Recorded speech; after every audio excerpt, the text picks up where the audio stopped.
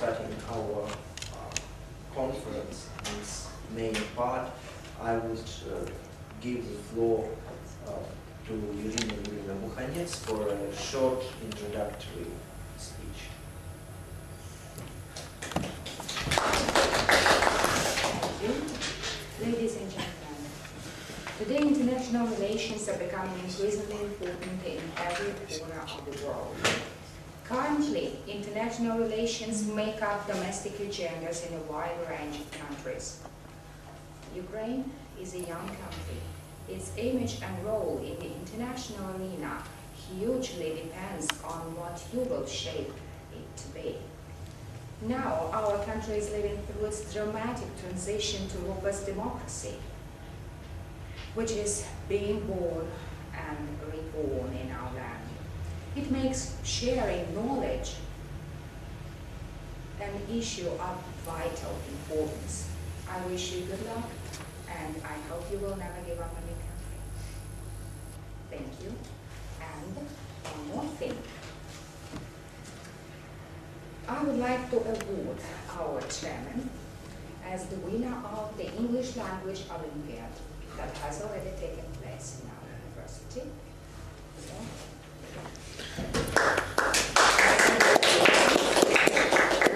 good luck. I welcome all participants and speakers today. Thank you. This wonderful beginning will be continued by our speakers. And for the first speech, I would give the floor to Margarita Stokolos, who is going to talk to us on the subject of the role of political elite in forming the international image of Ukraine. Thank you, Yaroslav. Good day, ladies and gentlemen. In this talk, I'll present the results of my study. I did my research, and I'll try not to go over time and keep to 5 or maybe 6 minutes. Feel free to interrupt and ask questions if you have them. From the very beginning, I would like to say that it is generally agreed that the political elite play a crucial role in society. It is a central link of the governments. American political scientist and sociologist Daniel Bell has said that any assessment of society's ability to cope with their problems depends on the quality of its leadership and character of the people. For Ukraine, which is the largest post-Soviet country and that inherited the main specific features of the Soviet economy and social and political system, the problems of activity and role of the political elite are extremely relevant. It's not just about the stereotypes of mass consciousness that rooted in the Soviet past, but also about the numerous mystics of the past, about special party and state genetics of the political elite, about the lack of knowledge concerning the norms of democracy and respect for democratic institutions and values. The further development of political modernization depends on the image of the political elite, on how this image relates in mass media and what reflection it finds in the minds of citizens. It should be mentioned that in any society, regardless of its political system, there should be a minority of the population that makes the most important decisions and governs the majority. This minority that carries out the management functions has specific characteristics and professional qualities that help to stay in power and keep it. This particular stratum of people is called the political elite. The word elite in French means the best, selected, or qualifying. In this connection, the question is bound to arise. What is the elite? In the Dictionary of Foreign Words, we find the following definition.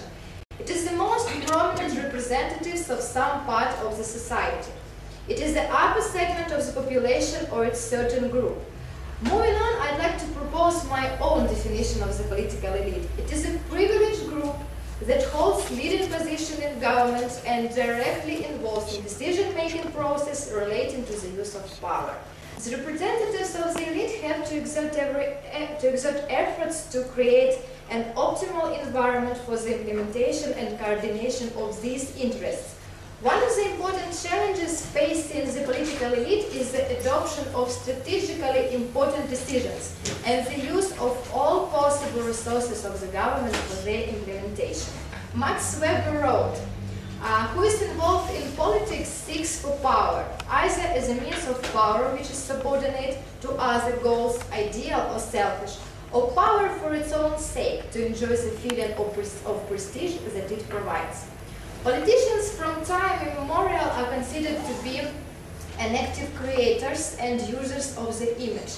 Political communication is always an impact. However, not only the leaders, but also the society has the impact on leaders. The appropriate example of such influence of society in the state was the situation in the capital of Ukraine, Kiev, which addresses all important spheres of the both inside the country and abroad. It all began with the refusal of the former president of Ukraine, Victoriya, to sign the European Union-Ukraine Association Agreement.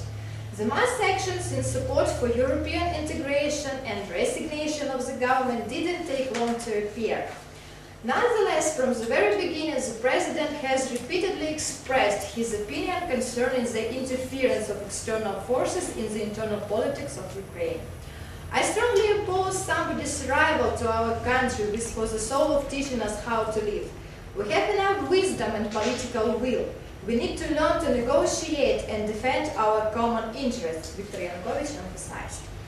Now let's consider three groups of components that form the image of political leader in detail. First of all, it's the personal characteristics of the leader. These include his physical, psychophysiological characteristics, character, and type of personality. The second group is about his social features, namely the origins, the connections with different social groups, with those whose interests he represents, as well as the part of society serving as the opponents. And finally, the image of the leader has symbolic demand. They become signs of ideology of a possibly particular course of action. In my opinion, it seems essential to emphasize that a lot of political analysts believe that the current political elite that emerged in the former Soviet Union was formed by the nomenclatural principles and has very clannish behavior. Dmitry Vidrin and Dmitry Tabachnik appreciate the Ukrainian political elite the following way. Young Ukraine is a country without political elite. Having gained international independence and sovereignty in 1991, Ukraine was probably the biggest country in the world that didn't have the political elite.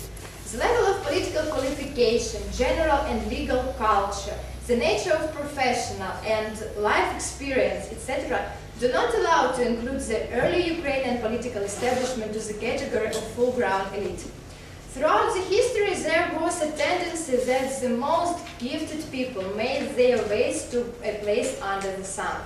Such a tendency is quite widespread nowadays. A case in point is the availability of money and power that forcefully manifested in the era of information-oriented society. Let me pass over the details of survey held by Rykunov Center. The results are on the screen, and if you have any questions, then you can ask me. One of the factors of inefficiency of Ukrainian political elite is that it doesn't consider the interests of society. Rather, the negative feature of our political elite is the acquisition of formal characteristics of elitism, such as the scientific degrees and titles, demonstrative religiosity, and the receipt of church awards by politicians. The state personal policy is also not very clear. No exception when the official discharged for shortcomings in the road becomes the advisor of the president. Here we see the contradiction, because the head of state, in my opinion, should have the most talented advisors rather than those who have gained the fame of inefficient while doing some work. We thus arrive to the following conclusion. The distinctive feature of the modern Ukrainian elite is not only the deep ideological differences between its factions, but the presence of significant regional inequality that harms the consolidation of society. The Ukrainian political elite is strongly attracted by the stabilization of its own position, its power capabilities, so there are few opportunities to get to the top for the talented representatives of different Ukrainian regions. That's all I have to say. Thank you very much for your attention, and maybe you have some questions. I think.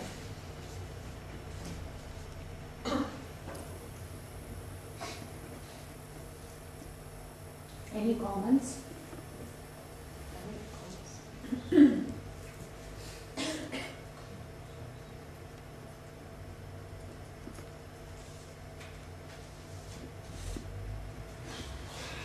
Okay, then I see there are no questions or comments. I have to say thank you. Thank you very much for your attention. Presentation. And now I'm going to introduce the next speaker. It is Marianna Tarauneh, who will address the topic of the reasons for the first Chechen campaign in 1994. Ladies and gentlemen, we will begin with a brief consideration of the reasons for the first Chechen campaign in 1994. I want to start with a quote for the famous Russian journalist Anna Politkovskaya. The bedlam here in Chechnya is commercially profitable, since controlling the cows brings much higher dividends. This is what the whole war is about. Thousands of lives have already been sacrificed in the struggle for ownership of oil wells and empire. But do we agree though? Let me give you a context. With the collapse of Soviet Union in 1991, the Chechen Republic declared independence. General Dudayev came to power. Since then, Chechnya has seen two military campaigns in 1994 and 1999. Those two military operations are considered the most bloodiest and the most violent in post-Soviet Caucasus. The term Chechen conflict dates to the 90s. It has a long history. It refers to the Caucasian War of the 19th century, when the Russian Empire began to expand into the territories of the North Caucasus. It should be borne in mind that the absence of consensus in experts' opinion and ongoing debates on what caused the First Chechen War make the current research important. It's important to state that today political status of the Chechen Republic is still undecided. Though in its latent form, the conflict is still increasing instability in the region of the North Caucasus. And unfortunately, there is a big danger that the war might escalate anytime soon. So for us, understanding the conflict will enable those who are in charge of decision-making process to make an attempt to resolve the conflict by non-violent, by peaceful methods. We also can consider the value of the research through the lens of current international politics and Russian role in it. As we know, the recent events in Ukraine resulted in wide condemnation of Russia by a significant number of international community members. So probably analyzing the details, post-Soviet security details, will give us an opportunity to investigate and maybe predict Russian pattern of behavior, as well as evaluate whether Russian actions were justified or not. The aim of my research is to investigate objective, subjective events, factors, reasons that were related or linked to the decision to conduct the Chechen campaign in 1994. And I argue that a set of interdependent and interrelated reasons and factors led to this intervention, They include political and economic factors, as well as bring into discussion terrorism and the role of personality in history. It should be mentioned that the research method includes a set of general scientific methods, among them structural, functional analysis, comparative method. Considering that all factors are interdependent and taking into account the importance of linking them to social, cultural, economic context, we think that a systematic approach needs to be used in the paper. And though the key method is building the thesis on evidence and counter-arguments. Let me pass on to the discussion topic. Despite a lack of resources in small Chechnya, the war took place. Russia invaded Chechnya in 1994. It seems essential to emphasize that political factors include the refusal of the Diet government to sign the federal treaty with Russia that would guarantee Russian domination in the region. Tatarstan escaped the dangerous game in 1994 by signing the treaty with Russia that defined their economic and political relationship. Thus, Tatarstan joined other 89 subjects of the Russian Federation, and it basically left Chechnya alone, face to face with Russia. Another important point is that the Diet made an ultimatum to the Russian government to withdraw troops from North Ossetia. Let me remind you that the conflict between North Ossetia and Ingushetia took place in 1992. And North Ossetia is traditional Russian ally in the region when Ingushetia is considered by the Chechens as a part of their ethnic territory. So here, once again, Russia and Chechnya found themselves on different sides, on opposite sides, basically. And when this all was happening, yes, it was in 90s, in harsh, tough 90s, and Yeltsin's popularity went down, and he just needed something. And a little Victoria's war came as an answer, a little war that Russia would definitely win, and from ethical point of view, you could argue that it was a premature form of the war on terror and extremism. However, so this made Chechnya an appropriate and easy target. However, the political factors, they do not fully explain the war, as the Chechnya was too weak to represent a real danger for Russian imperial ambitions.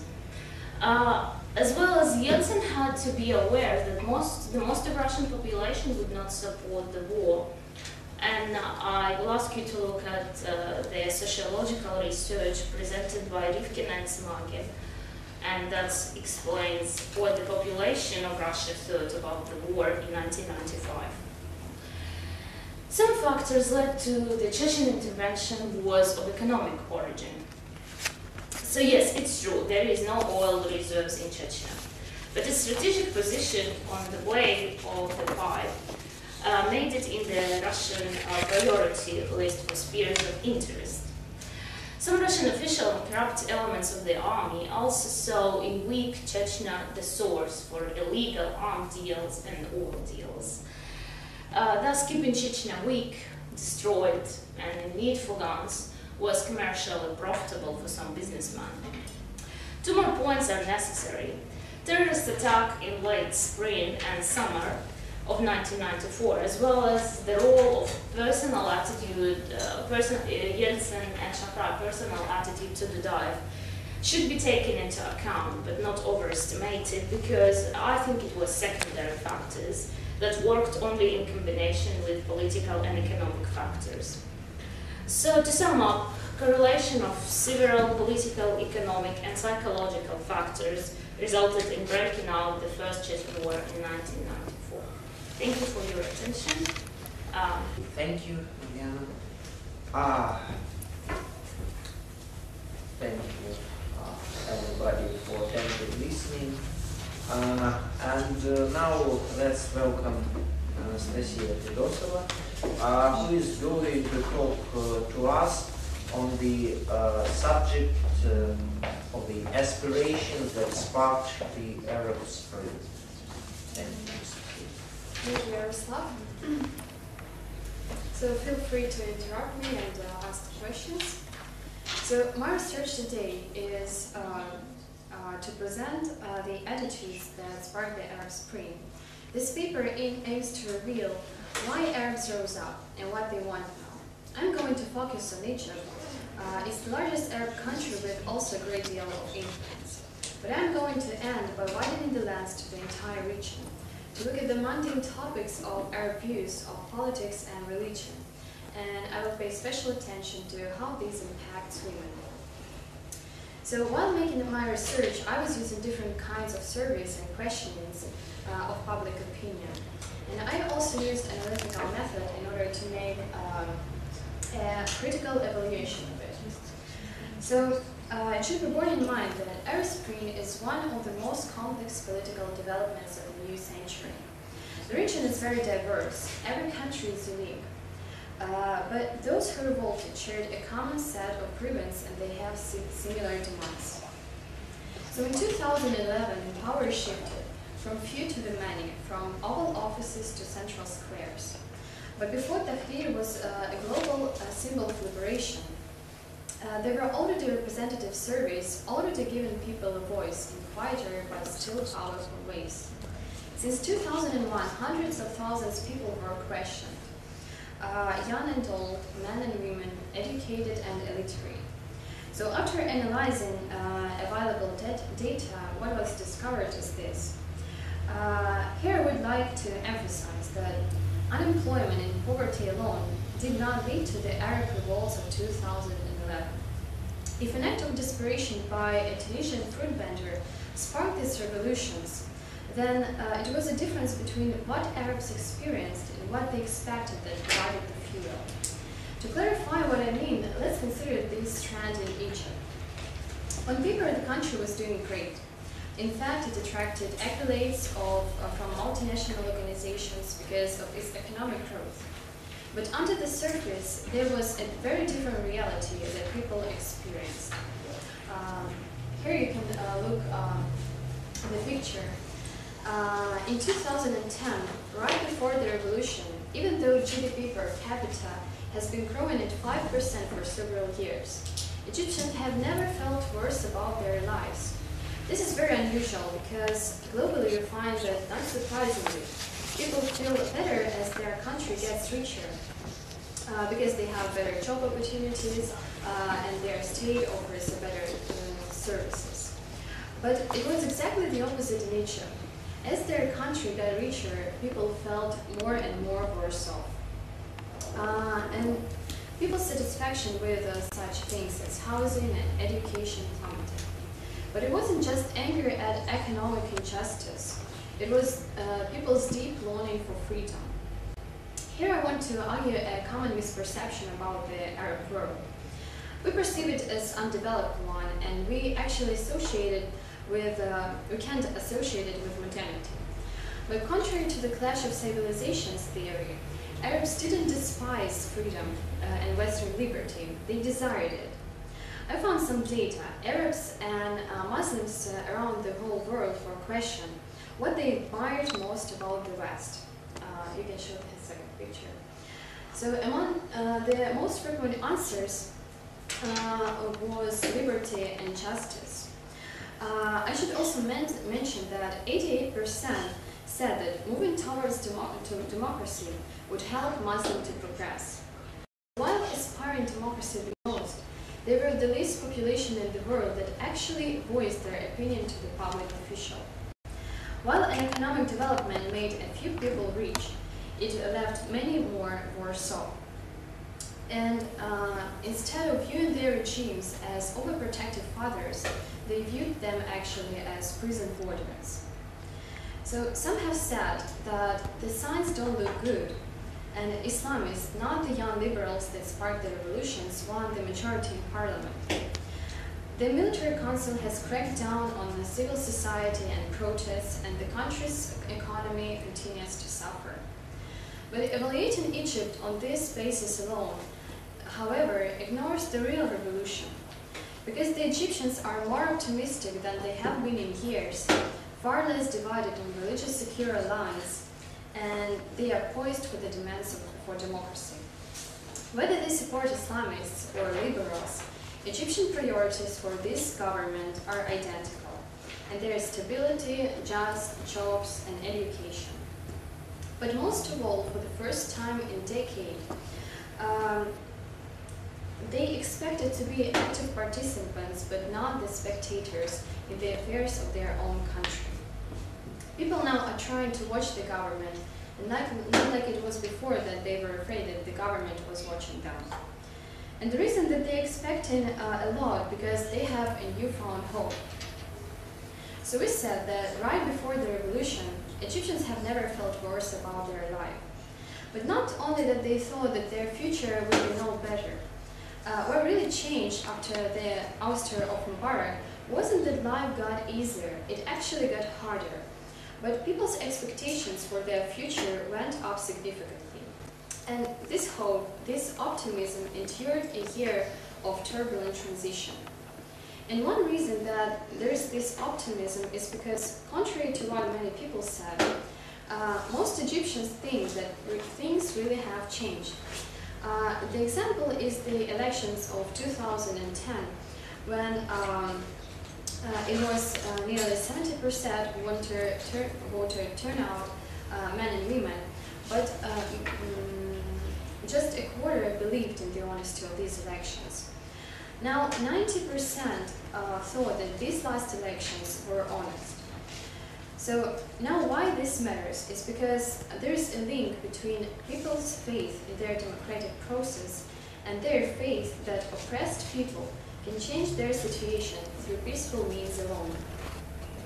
You think that Egyptians have very high expectations of their government, and they're simply victims of a long-term autocracy, and they just expect their paternal state to solve all their problems. But this conclusion would ignore a tectonic shift taking place in Egypt. In the country once known for its passive resignation, where as bad as only 4% expressed their opinion to a public official, today 90% tell us that if there is a problem in their community, it's up to them to fix it. And 3/4 believe that they have not only the responsibility, but the power to make change. And now I want to dwell to the women's rights in the Middle East, because this empowerment also applies to women, whose role cannot be underestimated. They were doctors and dissidents, they were activists and organizers, and a full third of those who braved tanks and tear gas in order to demand liberty and justice in Egypt were women. So people have raised some real concerns about what the rise of Islamist parties means to women. What was found about the role of religion in politics and law and in society, that there is no female consensus. It was found that in some countries, women look more like men than their female counterparts across the border. So what that suggests, how women view religious role in society is shaped more by their own country's culture and context than by one simply monolithic view that religion is simply bad for women. But where women agree, however, is in their own role, and that it must be active and central. And here's where we see the greatest gender difference within a country on the issue of women's rights. You can change the picture. Now, how men feel about the women's rights matters to the future of the region, because there is a link between men's support for women's employment and how actually women is employed in the professional fields in the country. So then the question arises, what drives men to support women's rights? The answer is men's employment, their level of education, as well as high score on their country's UN Human Development Index. So what this means is that human development, not secularization, is what's key to women's empowerment in the transformation of the region. So to sum up, I would say that the transformation is still continuous, and it has never been so important to understand the aspirations of ordinary people. Thank you. Thank you, Anastasiya. Are there any comments or questions? I have a question. It's on the surface, the most expected question maybe. Do you see any common features between the Arab Spring and the Russian Spring in Ukraine? Thank you for the question. I expected this question. Yes, actually, I think that there are some common features. I don't want to go deep in all the conditions of Ukrainian Revolution and Arab Spring, but I think that there is a common reason that the conscience of people got higher, and that they are not afraid to express their opinion, and they believe that they can make change. And I think that in both in Arab Spring, they got a voice. Same as here, people believe that they can change the situation. Thank you. I have a comment. I just find it interesting because I think it's all built on, like, the all Arab Spring is just built on contradictions. Because from one side, people admire, like when they were asked what they admire about the West, it's said that they want true democracy, right? But then Muslim Brotherhood, an Islamist group, radical Islamists, came to power. So it seems to me like that there is a contradiction between what people want from the that they admire about the West, not the true democracy, but like more like economic welfare, and then they elect the Islamists. On the subject Cold War's myth in modern relations in the Russia Federation and the United States of America. Hello everybody. Today I would like to focus firstly on the mechanism of work of stereotypes and myths in relations between countries, especially if this is former times. Cold War was the period of ideological confrontation. That is why myths and stereotypes were really stable, and they still play a very important role. Moreover, in recent events show again that many stereotypes and myths do not lose their urgency, and really again applied in relations. I'll tell you, feel free to have questions or make comments, because maybe you will have them while I will talk.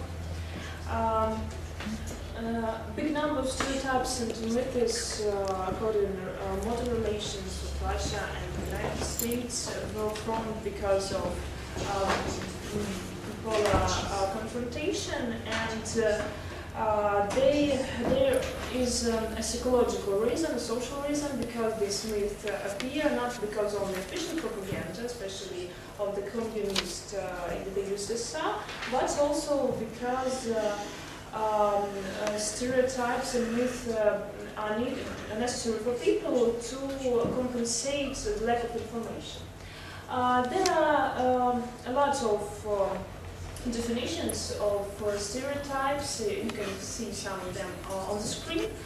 Of course, first of all, stereotypes just appear because people have need to have just simplified conceptions of the reality, of relations between countries, relations between nations, and so on.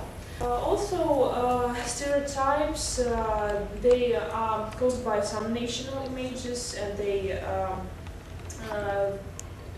appear because humans tend to accept the world through the prism of artificial images which appeared even before the human's collisions with the phenomena. There are lots of scientists, Russian scientists and American scientists who tried to study the problem, but they all come to the conclusion that stereotype is a form of generalizing phenomena. You see its definition by Cohen. It unifies some understanding of ethnic and social groups, institutions, cultural events, personalities, and so on. And also it possesses exclusive power of conviction due to its convenience and useful understanding. So it means that stereotypes is easy to understand, some myth and images, and that is why people can accept them even without considering, because they will not search for some arguments and so on, by, for example, as one of the most famous stereotypes, why the USSR is backward or retrograde, or for why the USA was an imperial country, or why it's so violent and so on. But just there were stereotypes which were used, and people, of course, some people tried to argue about that, but anyway, it was in mass consciousness. Now I will just list that main stereotypes. Of course, this doesn't exclude the variant that some of the characteristics can be really true, but when it's used while stereotyping, they are really simplified. They do not include the variety of, let's say, colors of it. They just really help to simplify it and to mobilize masses. So, for example, if you have to create an image of an enemy, then you just exclude all positive features of it, and only show the negative features of the country, and it simplifies the image. For example, the USSR, and now it's also used to make a picture of Russia, was a totalitarian democratic state. It was the powerful pole of communistic East. Foreign policy of the USSR was accepted as harsh and compromising and imperious. USA accepted foreign acts as aiming at alteration of the international arena's forces and as a conspiracy for the purpose of the status quo fixation. Then the USA was seen as a concentration of capitalism and imperialism, you understand it, because of the communist ideology. Then also they tried to show their own system as progressive and superior. The USSR accepted the USA as a first and foremost threat and a competitor, and depicted the US as a claimant to the world hegemony, and its foreign policy was shown as invasive because of the interference of the interior or domestic affairs of other states. It is vital to pay attention that these stereotypes do not include only political systems or politicians, but culture of both countries, nations, and also it's trying to depict the level of culture. Both countries, even films, in pictures, in magazines, try to show the opposite part. Now they try to show that it is backward, that culture is at a low level of development, and it also has a goal to encourage the own nation side to feel unity, unanimity, patriotism inside, so to show that our nation is much better. Today, all actions of Russia and the USA concerning Syria, Magnitsky Lists, Ukraine, of course, or sectoral sanctions are made in the spirit of the Cold War. I think it's not arguable, because first, even if we pay attention to the claimants, to the statements of politicians of, for example, 2008 or 2006, they also note and claim that the opposite part is an initiator of such rhetoric and behavior in the spirit of Cold War, and antagonism of the two states often appears during presidential elections in both countries, when candidates use anti-Russian or anti-American slogans. Also, both countries often accuse each other of interference in domestic affairs of other states, and the cinema goes on supporting all stereotypes of the Cold War and often depicts the other side as an enemy or main threat. Very often in modern films of the United States, Hollywood, or even Russia, you can see as the main hero try to fight, for example, Russian mafia or American mafia, because it also helps to create this image of an enemy. Then I have to say that, for example, USA shows Russia as an old-fashioned, backward, uncivilized culture. Between Russians there is such notorious Dallas plan, but it's of course not confirmed documentarily. It is believed to be made up with the view of knowledge deprivation and decay of Russian nation.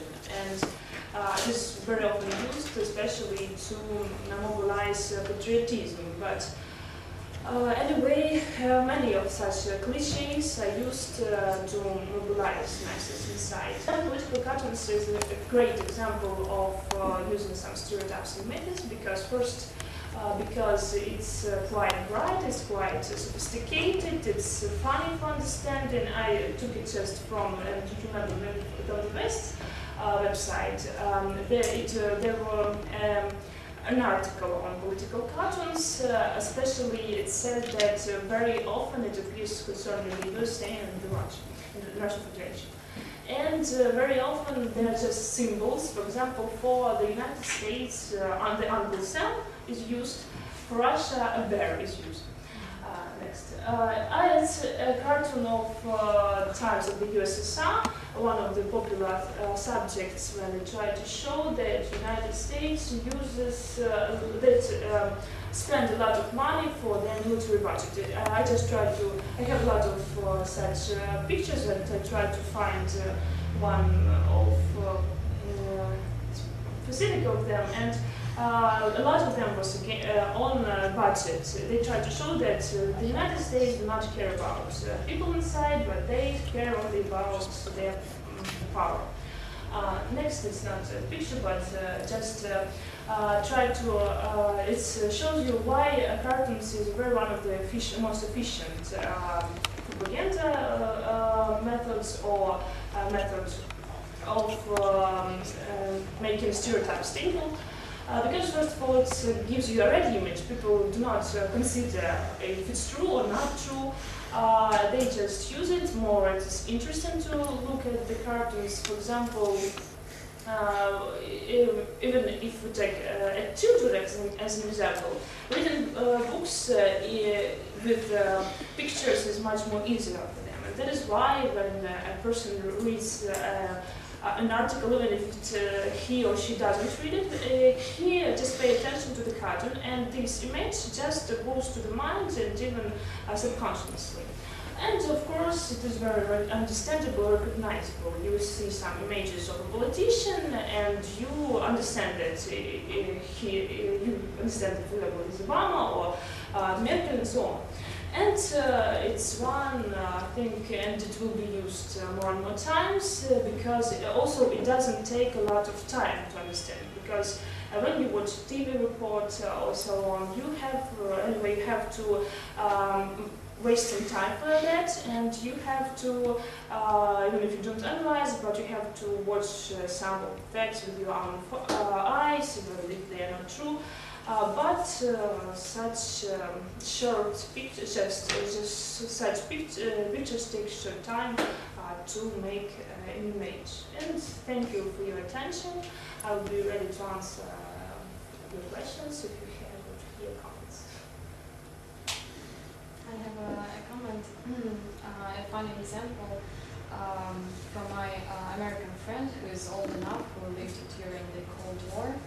And he told me a story that they really felt very threatened by the USSR, and that they were even trained at school in case Russia will threaten with missiles, how to hide and how to avoid missile attack.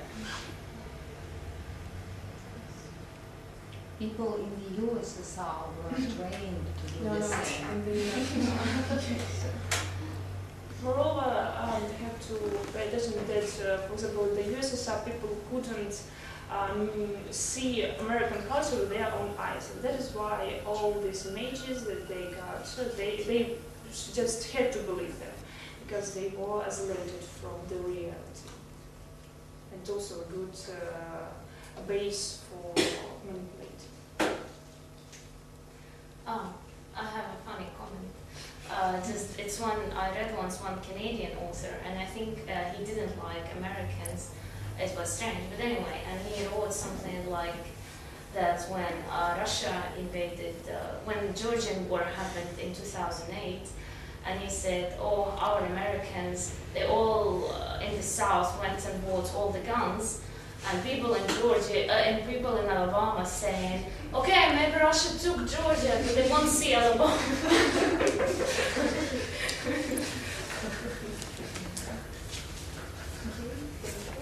Thank you. Now, I'd like to ask Anna Semenova to present her research on the topic of Turkey as an emerging Middle East leader to our audience. Thank you, Anna. Thank you, Mr. Chairman. First, I would like to say thank you to Anastasiya, as far as she prepared a wonderful background for my topic, as far as I'm also going to talk about Middle East. But I will focus my attention on Turkey's special role in this region. So, the relatively recent activism of Turkish foreign policy under the leadership of Prime Minister Recep Tayyip Erdogan and the ruling Justice and Development Party has caused political waves throughout Europe, the Middle East and the greater region. A couple years ago, Turkey was seen as an emerging star by a plethora of analysts. Though today there is more skepticism surrounding Turkey's potential, it's impossible to deny its potential, its ability to project its influence, since no country in the region can generally say that they are not taking into account Turkey's stance while shaping their own policies. To explore Turkey's changing relations with the Middle East, it's necessary to consider two central figures in Turkey's foreign policy elite. These two men independently grasp geopolitics. And first is well-known Prime Minister Erdogan. Under his leadership, Turkey's role in the Middle East has grown significantly. Loved by millions and disliked by millions more, he is considered to be one of the most influential persons in the Middle East. Second key person is a former professor of international relations and current foreign minister, David Davutoglu, who is considered to be an important architect of Turkish foreign policy agenda and strategy. The implementation of Davutoglu's foreign policy doctrine has contributed to transformation of Turkish foreign policy and the rising importance of Turkish diplomatic role in the Middle East. Davutoglu's strategic depth and research paper, an academic paper published in 2001 that later turned into official doctrine, argues that a nation's value in world politics is predicated on its geostrategic location and historical depth. According to Davutoglu's proclaimed theory, Turkey is uniquely endowed both because of its location in geopolitical areas of influence, particularly of its control of Bosphorus, and its historical legacy as heir to Ottoman Empire. Accordingly, Turkey is not simply an ordinary nation state that emerged at a certain point due to the play of circumstances or the designs of the outside powers. Like, for example, many states of Central Europe emerged aftermath of the First World War. By contrast, Turkey is a regional power in its own right, having strong traditions of statehood and broad strategic outreach. Thus, Davutoglu concludes it has no chance to be peripheral. It's not a sideline country of the EU, NATO, and Asia. Rather than being peripheral, Davutoglu and the AKP, ruling party, foreign policy agenda contends that Turkey is a centrally positioned international player. This book, which you can see, Strategic Depths, it's kind of official background for Turkey's ambitions in the Middle East. Turkey is further shifting its zero problems with neighbors policy in favor of a proactive response to regional problems, which affords Ankara the opportunity to forge a new path in its foreign policy initiatives. Foreign Minister Davutoglu developed the Zero Problems with Neighbors policy in 2009 as a means to push Turkey into a more international position that fulfilled Atatürk's desire for peace at home and peace in the world. Intending to provide Turkey with a more centralized role in the global affairs, the Turkish government sought out opportunities to mediate inter- and intra-government disputes as a means to broker regional peace. Though these measures, Ankara attempted to promote stronger relations with its autocratic neighbors. After decades of passivity, Turkey is now emerging as an important diplomatic actor in the Middle East. This picture presents Mustafa Kemal Atatürk, the founder of modern Republic of Turkey, whose instructions were significantly different from what current government is implementing in their foreign policy. So, over the past few years, Ankara has established close ties with Iran and Syria, with which it had tense relations during the 1980s and 1990s, adopted a more active approach towards the Palestinians' grievance, and improved relations with the Arab world in general. This new activism is an important departure from the recent Turkish foreign policy principles. One of the basic principles espoused by Mustafa Kemal was that Turkey should limit its involvement in Middle East affairs, and except for a brief period in the 1950s, Turkey stuck to this principle. Turkey's new activism is a response to structural changes in its security environment since the end of the Cold War era. And if managed properly, it could be a very good opportunity for USA to use Turkey as a bridge to the Middle East. As autocratic Arab regimes fell in a domino-like fashion past years, many analysts continue to reference Turkey as a source of inspiration and a model for the future of these post-uprising societies. Turkey's experiment eventually produced a multi-party system, mixed economy, and increasingly free enterprise system that has led to a powerful and resurgent nation. This experience has been successfully applied in such countries as Malaysia and Tunisia. So, will be the Arab world next? The Turkish model is mostly defined by its successful experiment with an Islamist-rooted political party governing and a nation founded on the principles of democratic secularism. So, under the current wave of Islamist successes in the region, the distinguishing feature of Turkey's model may not be applied in this region at the moment, but some particular characteristics of Turkish model and aspects of Turkey's experience should be explored as a source of inspiration for the region's existing contexts and emerging societies.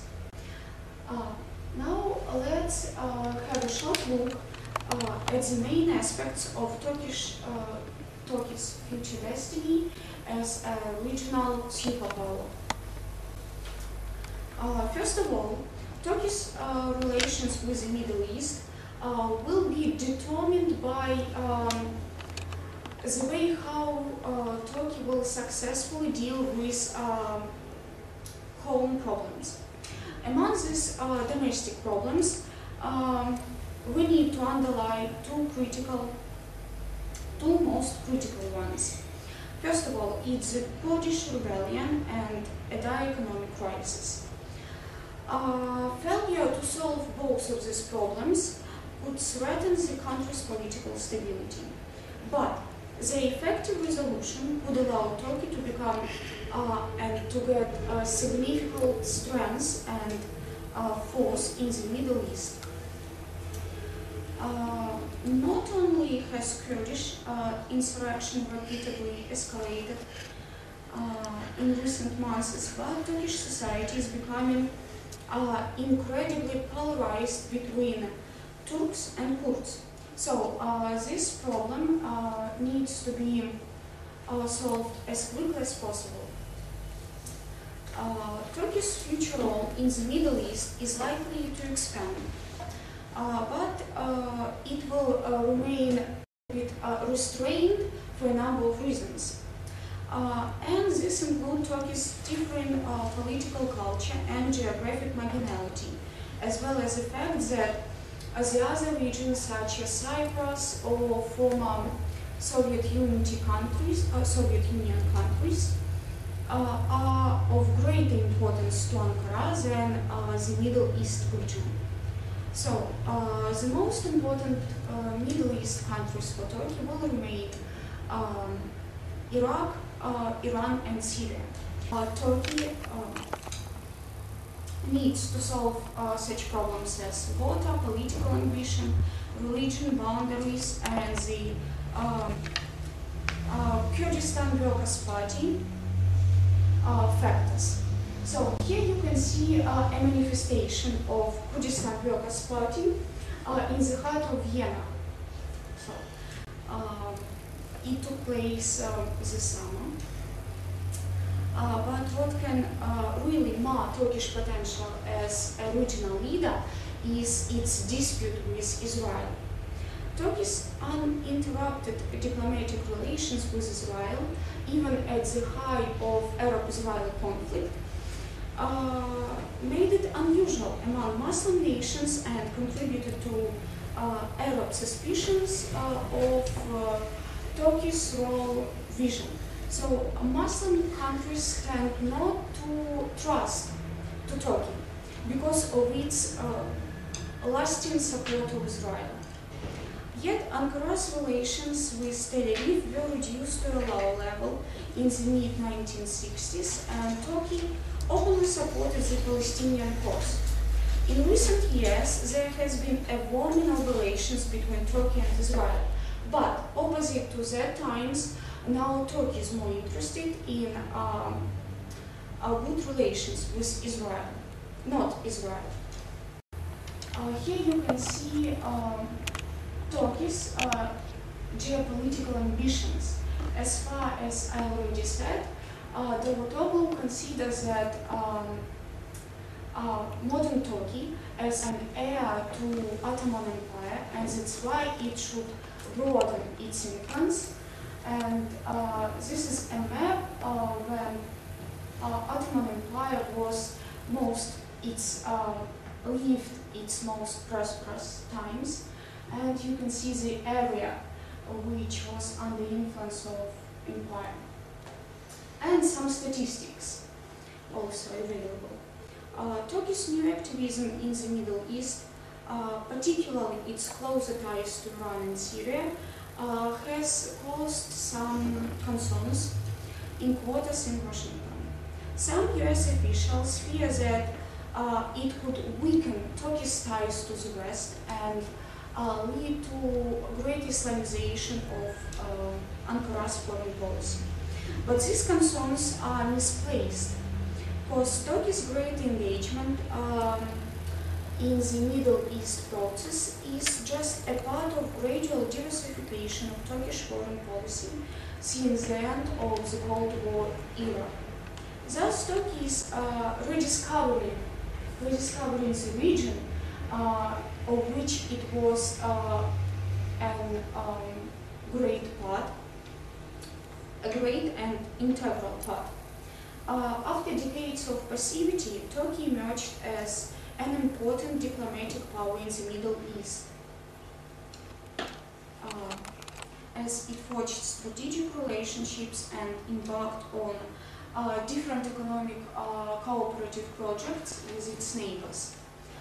Under Ottomans, Turkey was the dominant power in the Middle East, and only during its republican period, Turkey was more concentrated on itself, on its domestic problems, and has emphasis on non-involvement in Middle Eastern affairs.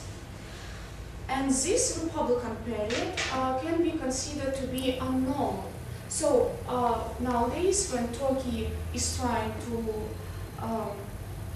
become a superpower, a regional superpower again, it means something normal and historically based ambition.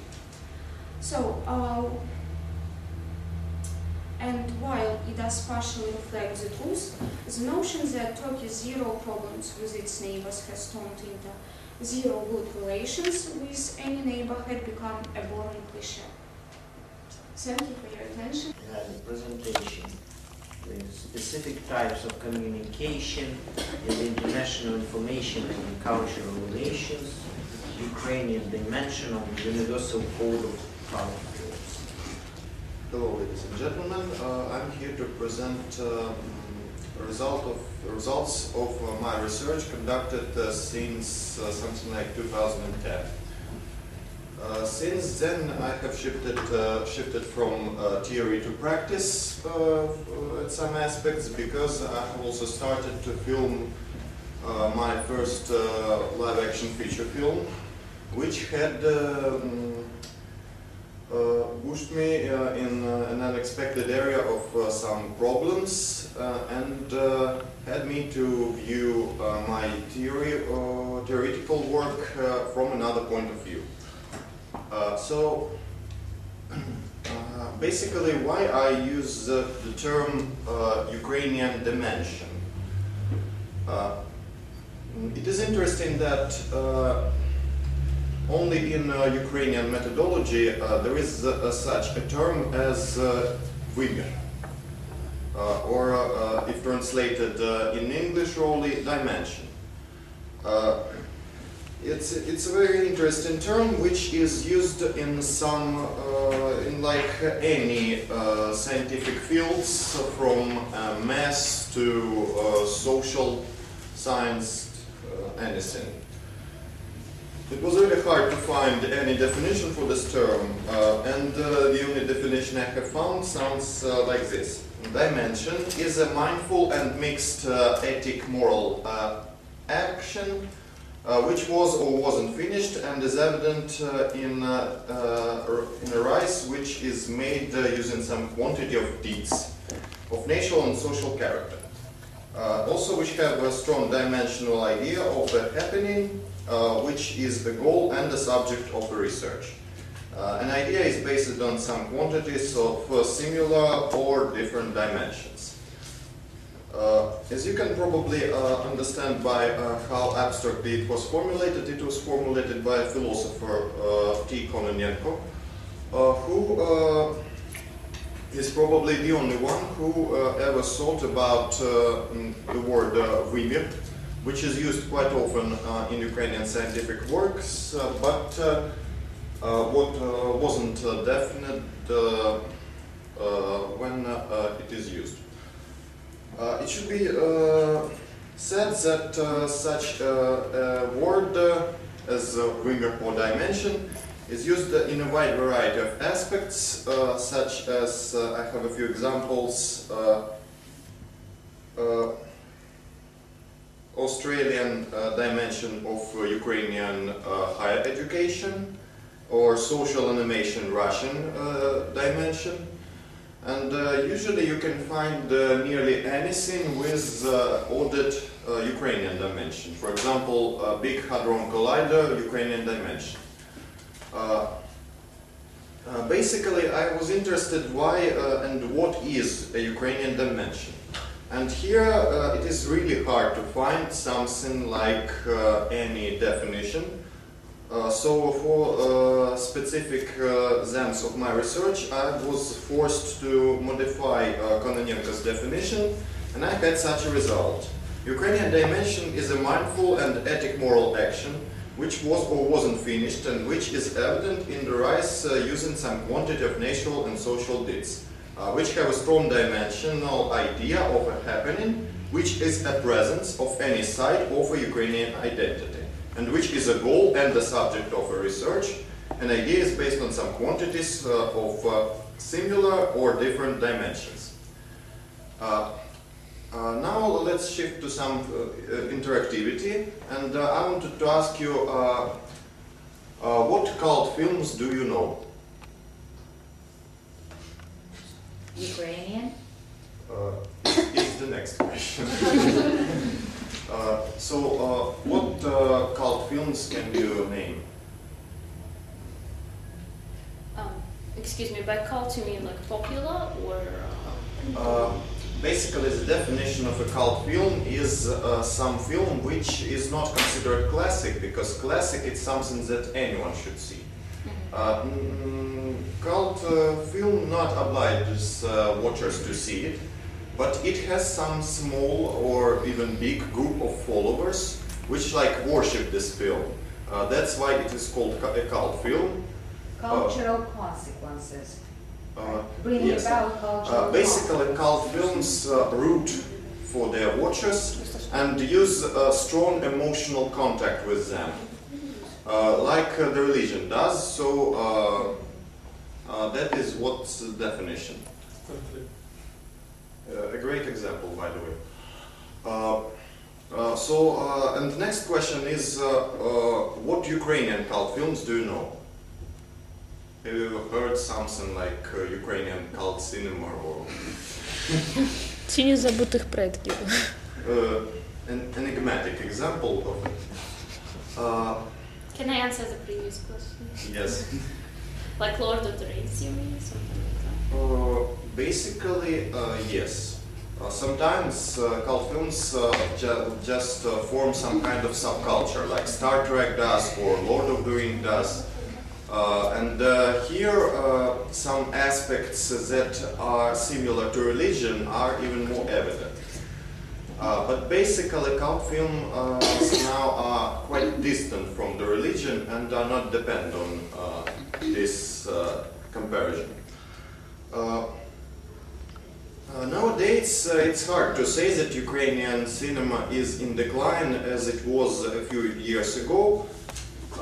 When I started the research, because now it is reported that something like a few dozens of Ukrainian films are in some kind of production activities. They are filming or they are in post-production, and many Ukrainian films were released by now.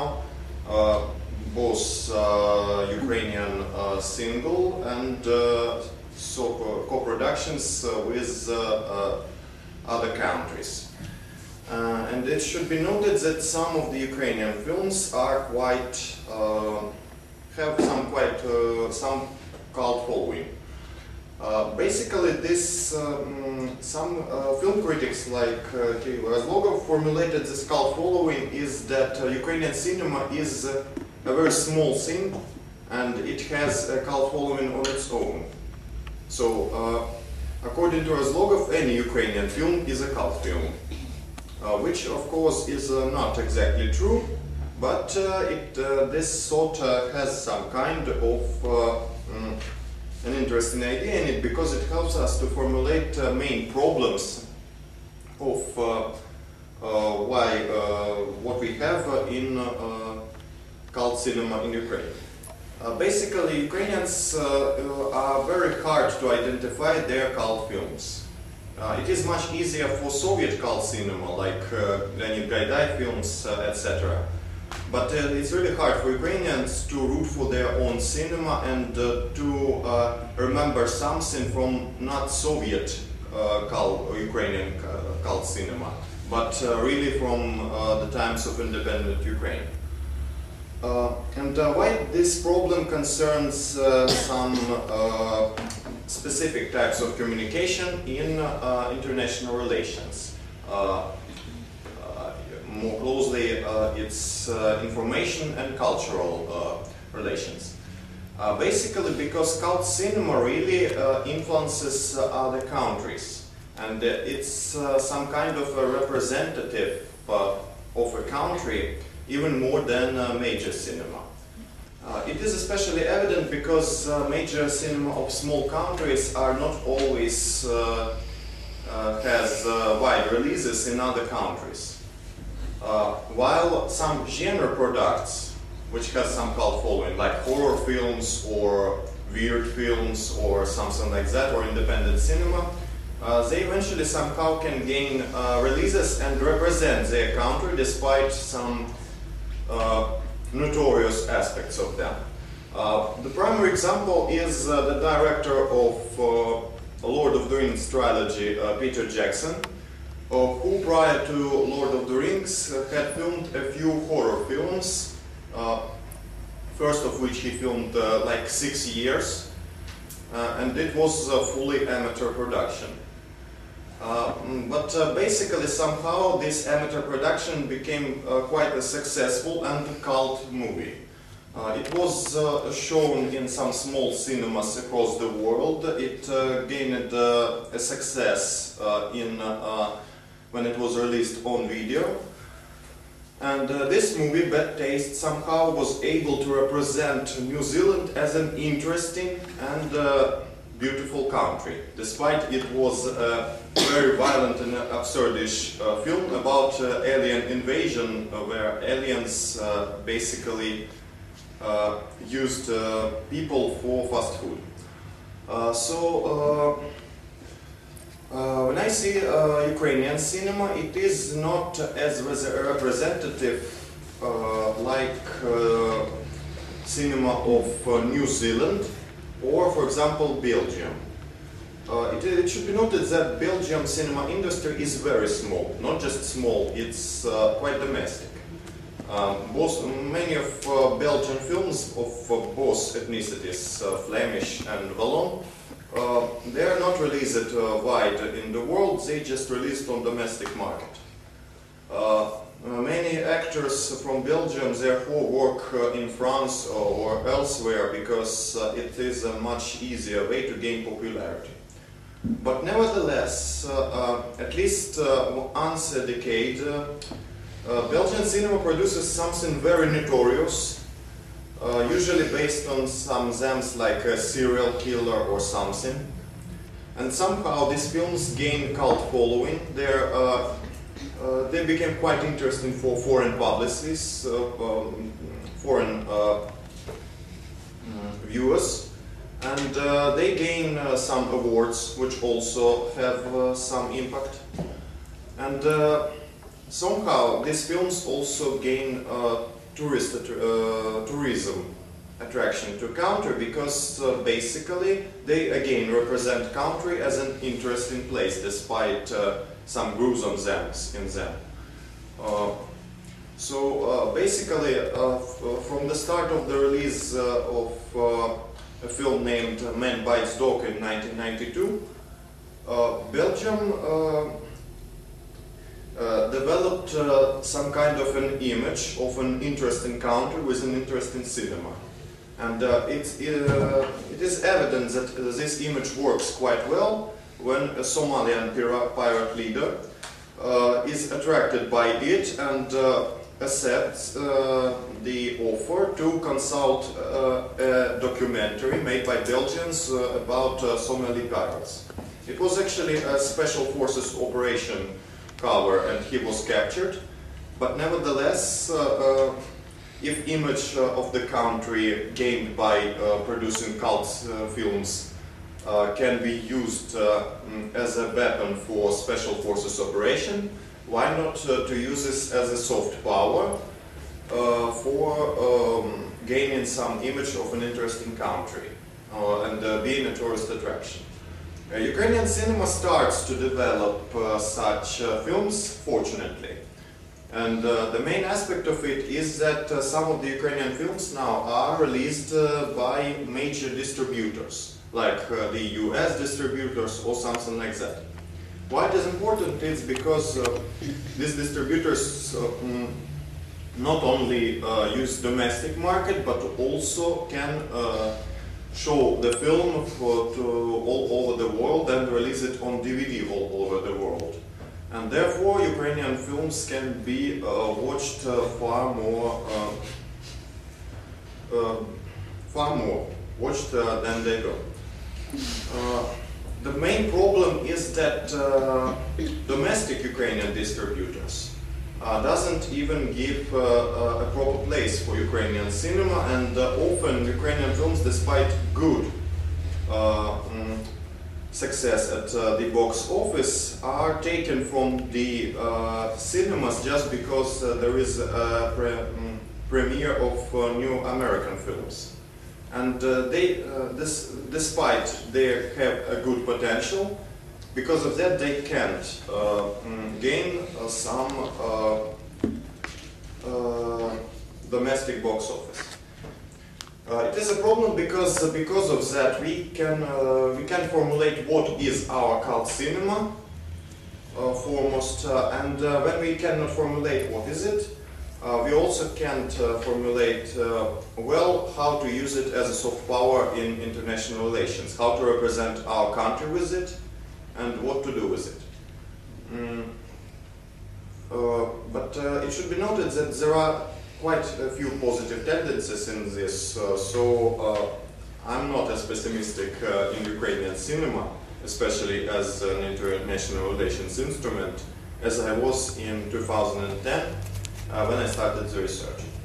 So thank you for your attention. Sorry for being a little bit out of time. And do you have any questions or comments or something like that?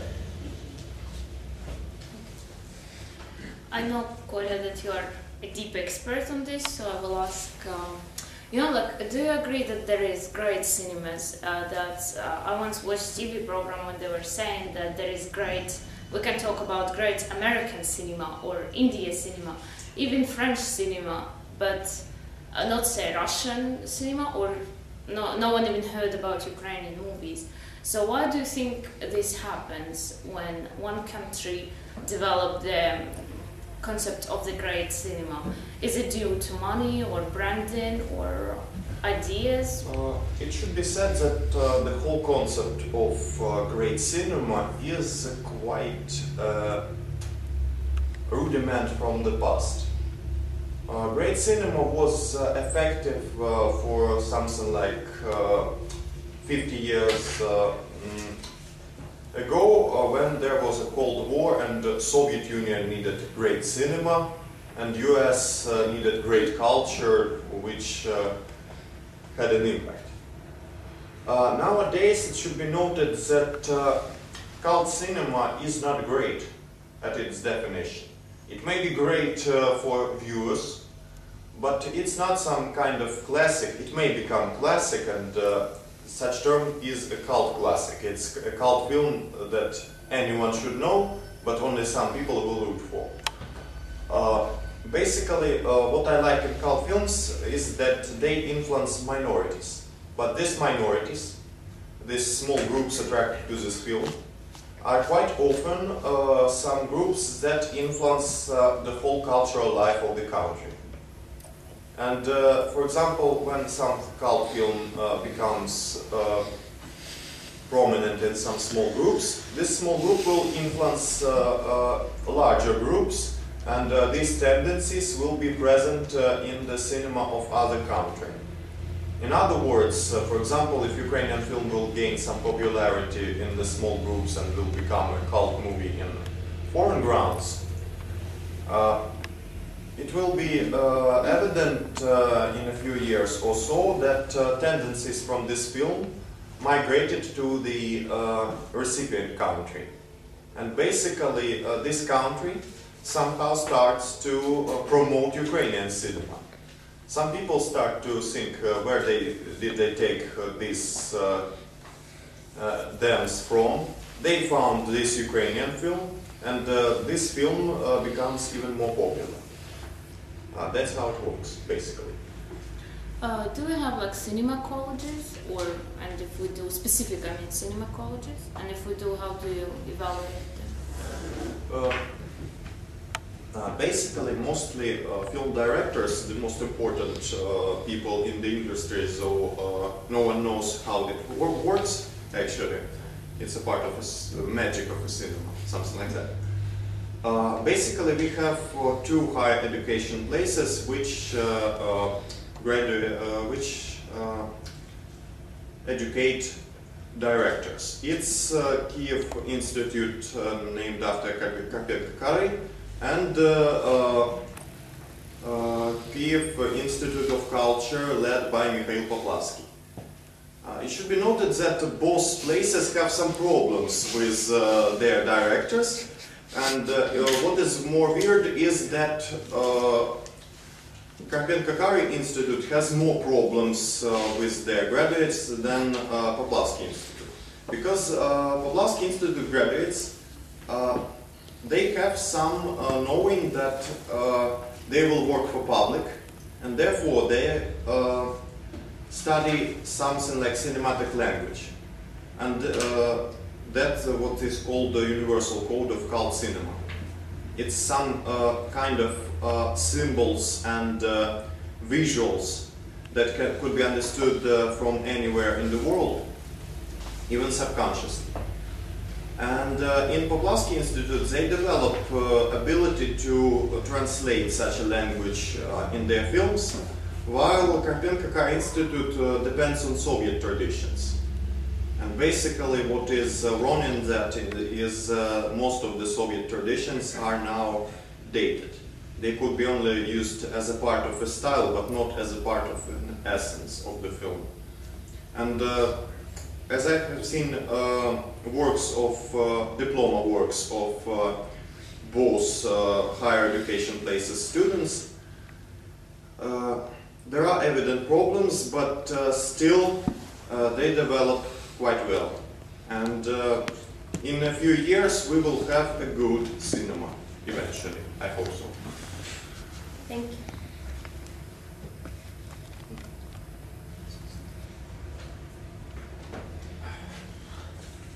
Thank you, Nikolai. So thank you for the session. The next speaker is Rykunov, who is going to address the topic of the new world order and outline of the post-Cold War era. Thank you, Yaroslav. Victoria's speech was Victoriya mentioned the same topic as I, but maybe in the same area, but not the same problem. So I'd like to mention some other points of view in this kind of problem. So my topic is the New World Order and outline of the post-Cold War era. So in this presentation I would like to focus on this kind of problem. I'll speak maybe 10-15 minutes. Feel free to interrupt me or ask any questions.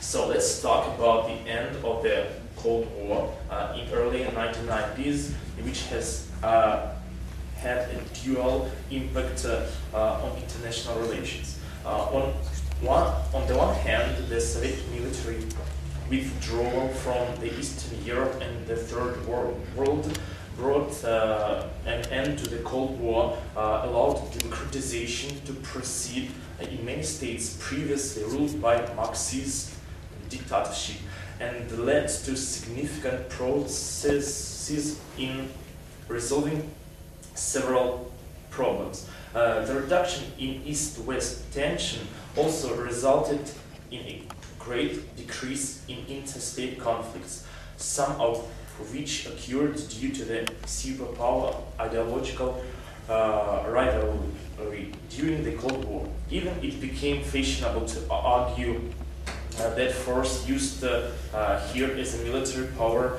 has run its courses in international politics. And it's the truth that defense budgets in many countries and parts of the world radically decreased. This trend, despite very few contrary examples, for instance China, appears to hold it. Moving on, I'd like to argue that the world is not at peace now. I would like to describe it in more details. The collapse of the Soviet Union was followed by emergence or re-emergence of many serious conflicts in several areas that had been relatively quiescent during the Cold War. Some of these new conflicts have been taking place within the former Soviet Union, such as the war between Armenia and Azerbaijan over Nagorno-Karabakh, or the war in Chechen. But some conflicts also erupted or intensified in several countries outside the Soviet Union. And the Third World conflicts in which the superpowers were not deeply involved during the Cold War. So, such kind of India, Sri Lanka and Sudan.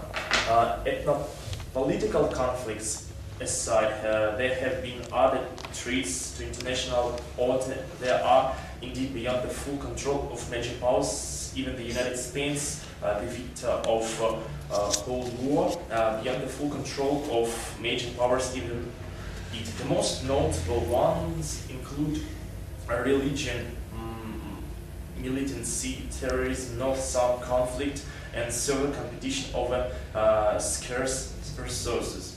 Thus, the end of the Cold War can be said to have brought about both stability and instability to international relations. Now let's turn to the international system, the Cold War. Within the collapse of communist regimes in Eastern Europe and disintegration of Soviet Union, the bipolar international system dominating the Cold War period disappeared, leaving its peace to basically a unipolar system under the leadership of the United States, speaking especially from a military political point of view. The former rivals of the United States, especially the Soviet Union and China, have either collapsed or jettisoned the central features of their ideological that were hostile to the United States. Other countries have turned to American military protection.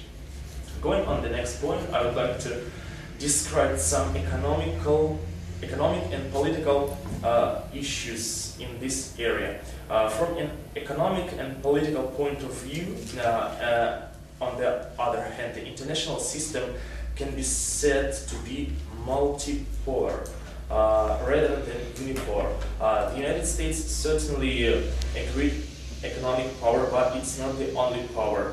There are other power centers, and most notably the European Union, the Organization of Asia-Pacific Economic Cooperation, as well as many nation-states outside these international organizations. So, having said that, the international system of the post-Cold War era actually reflects a mixed type of both unipolar and multipolar system in which at least 5 major powers, there are the United States, Europe, China, Japan, and Russian Federation dominate international affairs.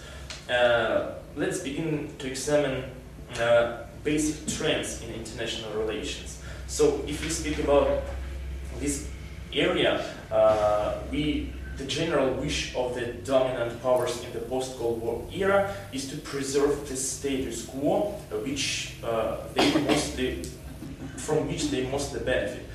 International cooperations evidently increased among major powers, as exemplified by the increase of peace operations.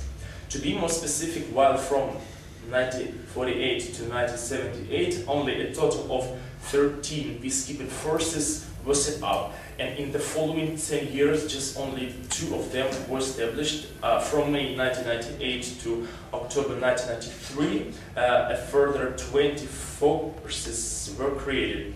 As the December 2008, the number of UN peacekeeping missions and operations has reached to 63, 18 of which are still operating nowadays.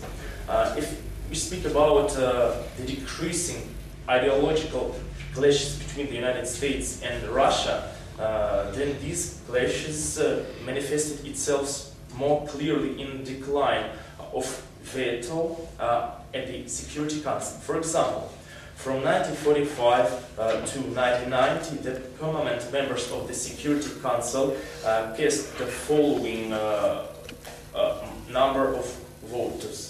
China, for example, 3, France 18, United Kingdom 30, US 69, and the Soviet Union 114. Then between June 1990 and May 1993, there was no single veto. One exception occurred in May 1993 by Russian Federation. So, with this exception, the post-Cold War capacity of the Security Council to reach agreements between countries in some military issues are still keeping its aim. And I'd like to sum up some brief, maybe, thoughts about my topic of discussion, and I'd like to let you know some things are happened between United States and USA during Cold War and the post-Cold War era. So the new international system in the post-Cold War period has been marked by a seeming contradiction. So on the one hand, fragmentation, but on other, growing globalization. This trend like to be holding in the future, globalization. The second point of view, on the level of the relations among states, the New World Order is based on major power cooperation. I have mentioned that there are 5 major power centers in the world: the United States, Europe, Russia, Japan, and China. There appears to be no serious challenge to these powers. The third statement, among major powers, the United States will continue to be the greatest and have hegemonic power in the short run, but it has some military and economical problems, and maybe in after some period of time, the United States won't be the first state who will take the leadership of military and economical advantage. Another point of view, international relations have become truly global. In the post-Cold War world, communications are instantaneous, and the world economy operates on all countries simultaneously.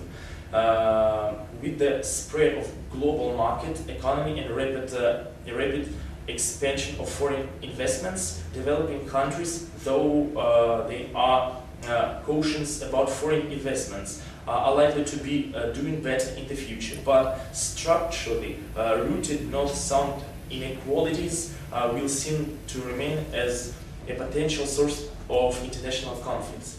So I'd like to tell that during the time from 1990s, there are really global processes have been taken, and between these 2 major political, economical, and military centers, such as the United States and USSR, have changed everything.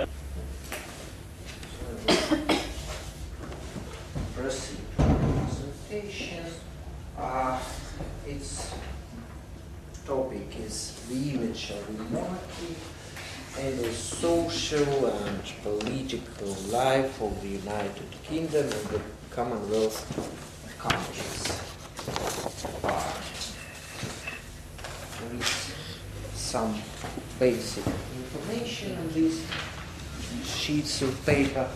The first question probably that might arise, and we will begin by explaining it, is why to deal with this question at all.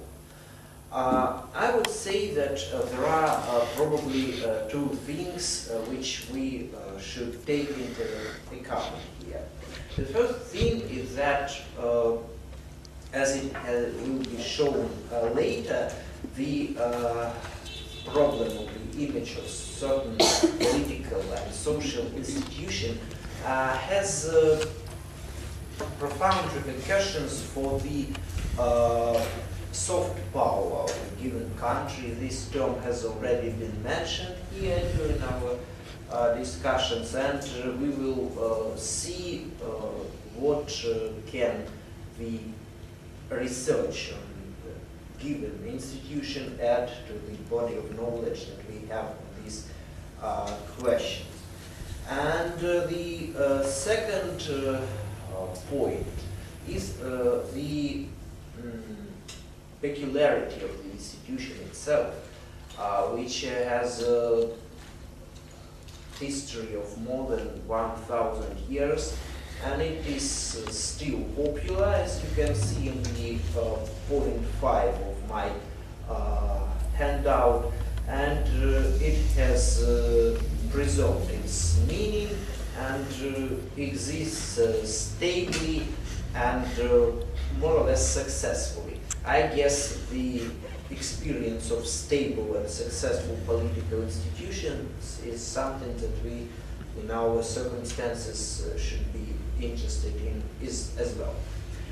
So the first thing that we need to do is to look what is the image of the monarchy at all. I prefer shorter definitions, unlike some people, and mine is generally very simple. The image of the monarchy is a reflection of the monarchy in the social consciousness. It is very short, very broad, but I guess a few words of comment are obviously necessary here, because there is certain problem in Russian or in better Ukrainian terminology, where there are two parallel terms. One of them is obraz, and another one is image. And what is what even contemporary social scientists are not that much decided. I would say that image in my work in English variant is used as the synonym of Russian and Ukrainian word obraz, because Russian and Ukrainian word image is much more specific, much more general, and it implies a certain deliberate action to create certain given impression. While obraz is more general, it encompasses every possible meaning.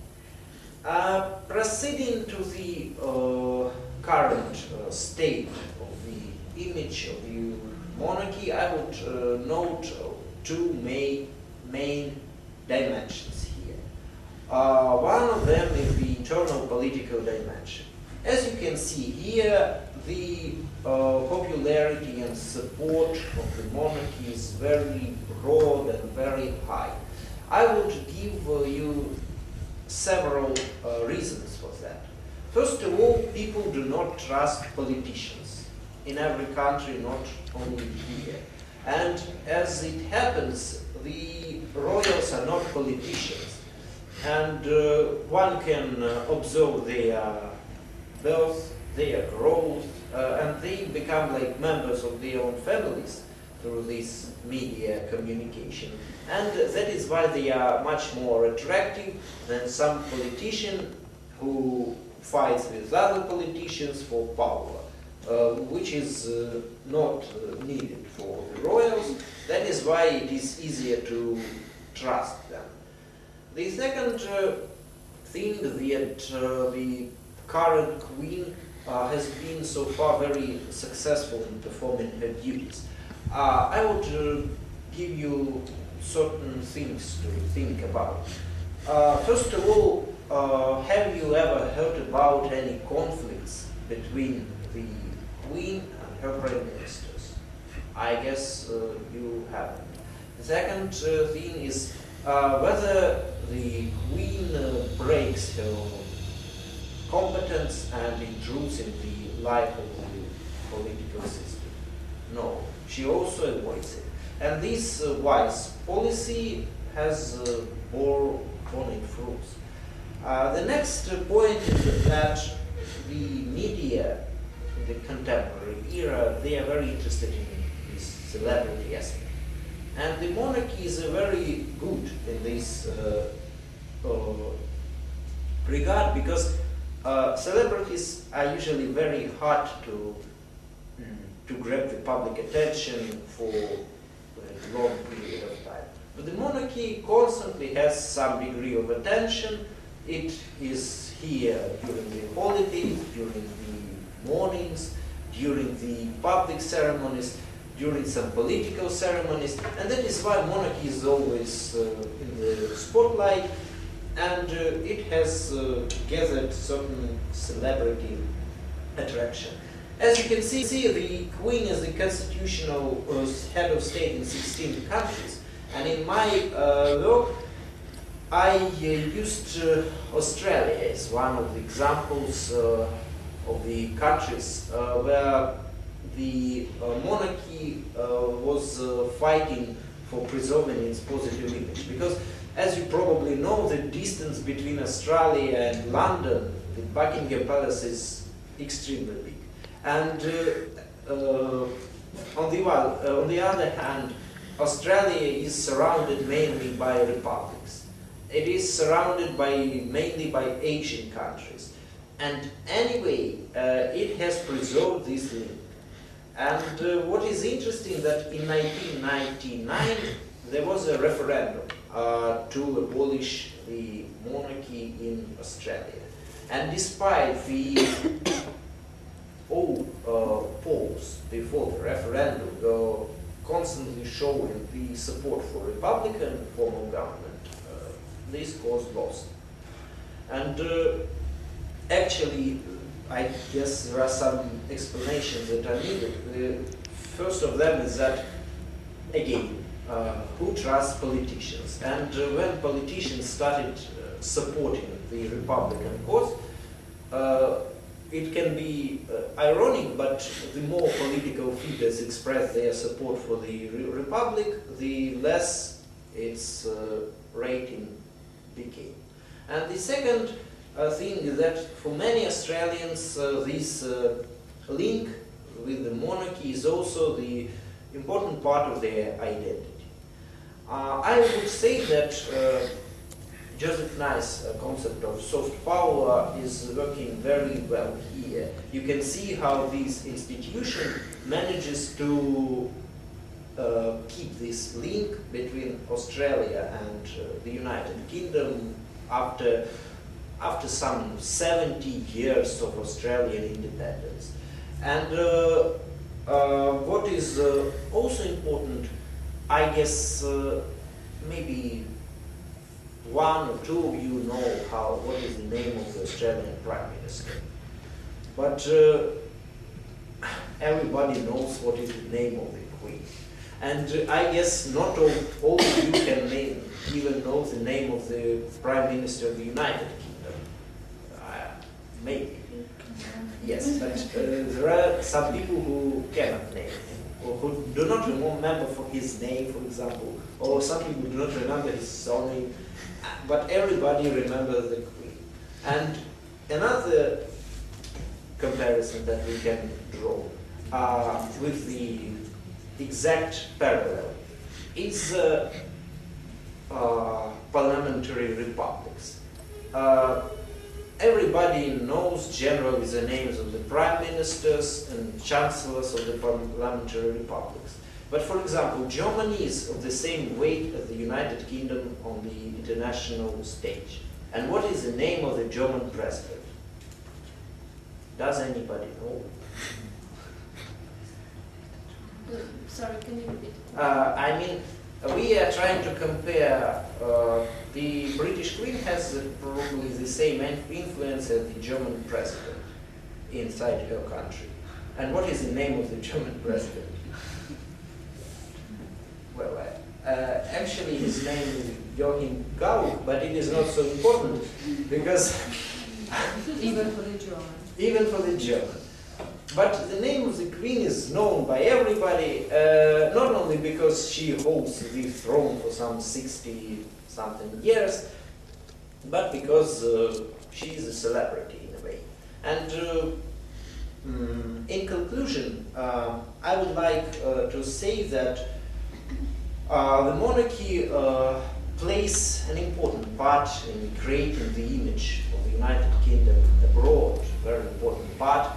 And this image is the more positive it is, the better it is for the country. So we can see that successful political institutions can, to a certain extent, shape the policy of the country and the international state. Thank you for your attention. I'm ready to answer your questions and hear your comments. I will do this with pleasure. Really.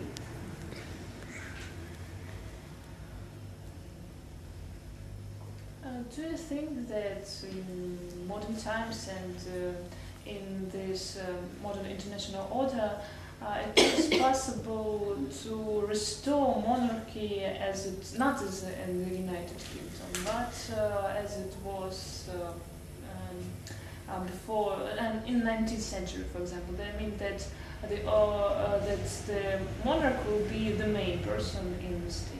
Well, there are certain countries which still live by these standards, Saudi Arabia, for example.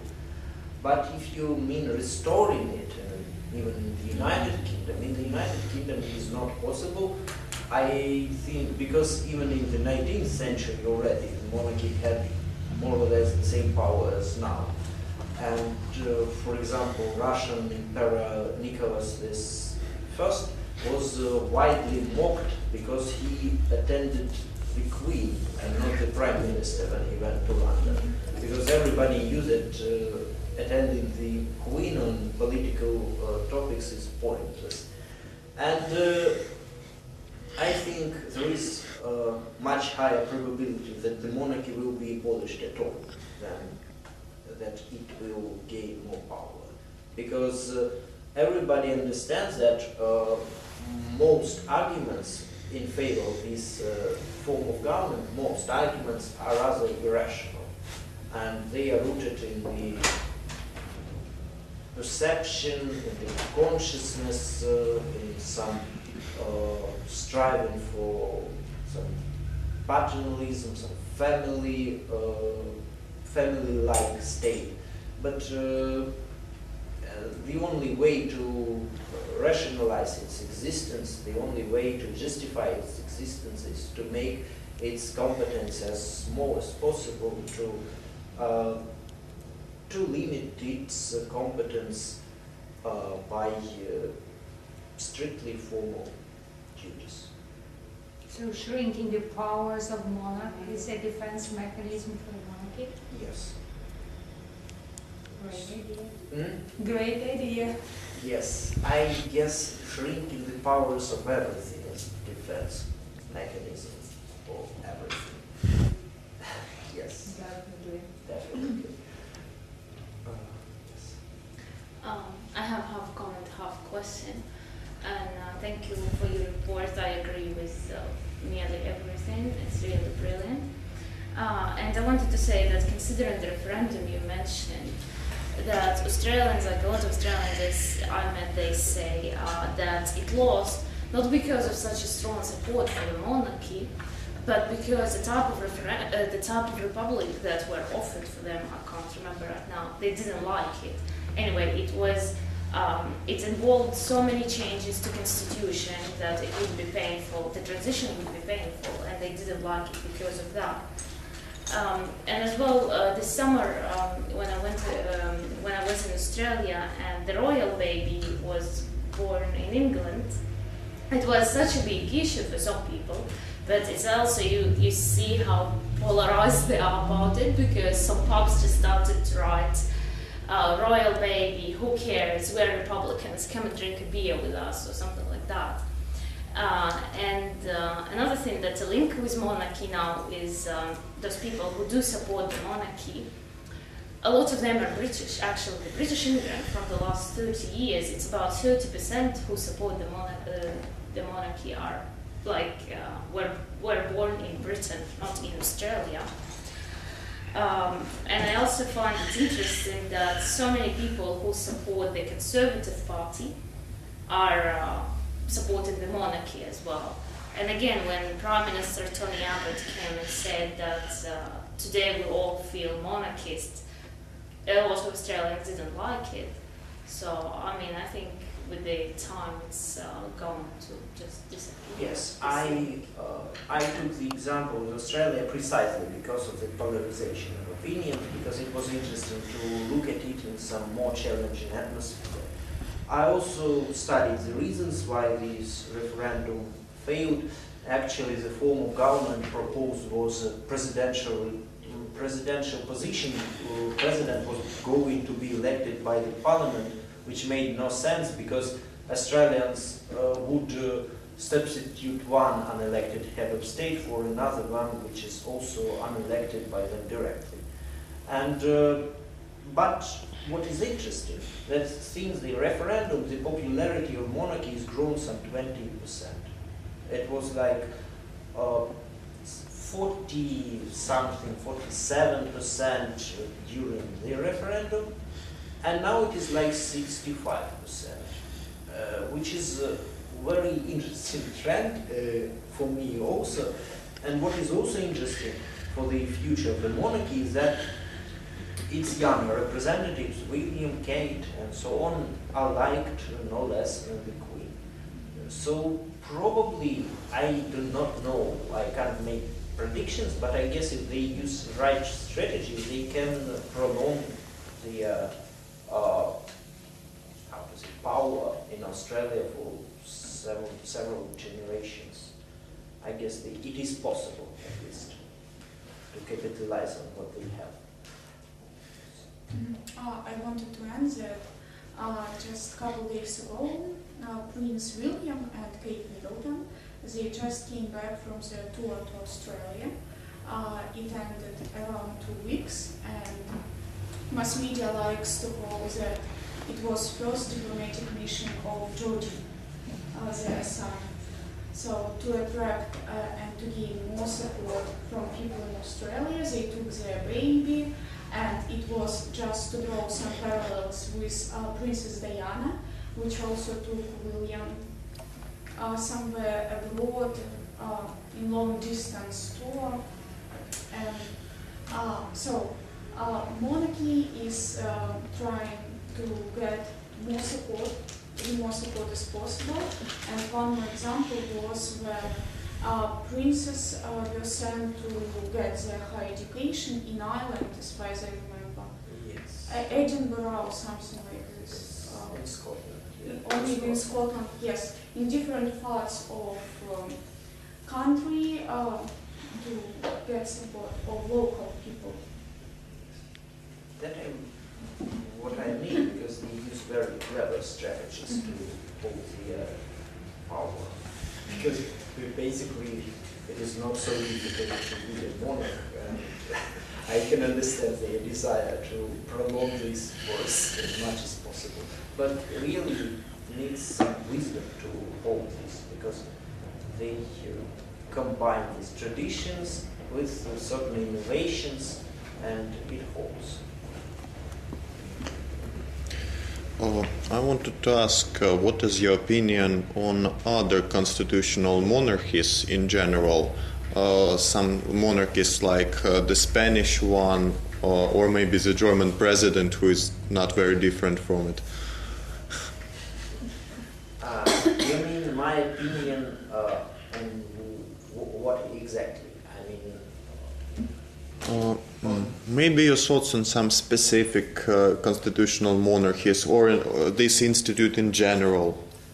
I would say that every one of them is more or less unique. There are several monarchies that are very alike. It is the Dutch one, the Belgian one, the Danish, then Norwegian. I mean, these North European monarchies, they are more open than the British one. They are closer to the people, but their support is not higher. It is simply that they have different traditions there, and these countries are usually younger than the United Kingdom. There, this monarchy doesn't have so much historical significance, this empire and so on. And what is about other monarchies, like Spanish one was reintroduced only in the 70s, and it's only the current king has been the first king after the restoration, and we see that they are not so successful there. Probably it was not the best idea to restore it, because Spain is a country of a lot of revolutions. Actually, in its history there has been more revolutions than in French history, for example. So I don't think they will hold. But generally, speaking about this institution, I would say that it is more or less successful. I mean, for example, Australian monarchies give such example that from the democracies in the world, the most stable and continuous long existing democracies, like half of them is monarchies. If we look at the list of the most by GDP of some indices of welfare, we can see that in the first 10 countries there are something like 5 monarchies or even 7 during constitutional monarchies. So I would say that this institution is surprisingly successful. I don't know if it is, if there is any correlation with the success of the country and its form of government, because I didn't do any research on this. But I think that more or less its existence is still justified, because basically it makes no harm to people. That is why it can go on. Are there any other comments, questions? Maybe I can suggest an explanation of why that monarchies fought creating laws after the referendum. Some people may have simply understood that they can lose monarchy. Maybe. There was this issue that in the 90s, the British monarchy lived through its crisis period. When Diana died, when there were lots of scandals in the personal life of representatives. And then it kind of recovered from this, and this also brought its. And maybe, yes, I don't know, it is hard to say more exactly, but for example, the current Prime Minister is, as Marianna told us, very strong monarchist, and he, as far as I remember, was one of the most important people in the campaign to preserve the institution back in 1999. He was one of the leaders. So, may I add to this? I think maybe it's just a primitive explanation, but because traditionally aristocrats were those who, and nobles were those who supported the queen, So just some normal people, probably they feel high up because they support the Queen, and it's becoming like a trend. And to, maybe it is. I would say that it is really not so rational as. So it's an aspect of prestige to support the Queen. yes, it's the same way that people support neoliberals. For, even because they feel that they belong to the upper class, when actually they would be middle class, and sometimes even what is not common to say, but even the lowest class, but considering themselves higher in the social strata. Maybe. I would also say that in this globalization age, when countries get more and more like one another, preserving some crocky institution, some strange institution like monarchy that isn't so widespread, it makes like a good type of advertisement for the country, because we are different. It is an important message nowadays when the countries are more and more homogeneous. Thank you. I have a question. Question? I have a couple more questions. It's no problem. So the first, what are the principles according to which monarchy and democracy interact in the consciousness of people? In the consciousness. Yes, the consciousness. I would say that people usually have different views on it. So I wouldn't say for the all consciousness, because for some people in the United Kingdom, pro-Republicans, you have seen that they are only 16% nowadays. But anyway, for some people, monarchy is an instrument that hampers the social mobility of the United Kingdom. That is one view, that it institutionalizes the culture of inherited privilege, the culture of being on the top without doing anything, and so on. It is like one view. Another view, more favorable to the monarchy, is that monarchy existed when all important acts of the British history were made, and that Britain is basically more or less the first modern democracy. They cherish the monarchy's role in this, because for some time it was really the main defender of the privileges of the people, of their freedoms, and its stability is also a very important thing, what they look in the political life. The short period without the monarchy was quite violent in the United Kingdom. So for them it is like an institution that exists parallel to the democratic institutions, that doesn't intrude in their work, and at the same time it ensures that everything goes gradually, everything goes fluently, without big insurgencies, without unrest, and so on. It's like the stabilizing factor in the political system. I guess it is the view of the majority of people who just see this constantly changing prime minister, but the queen is the same for many decades, and it creates a sense of continuity. Can we think that this balance between democracy and monarchy in their mentality is some kind of compromise?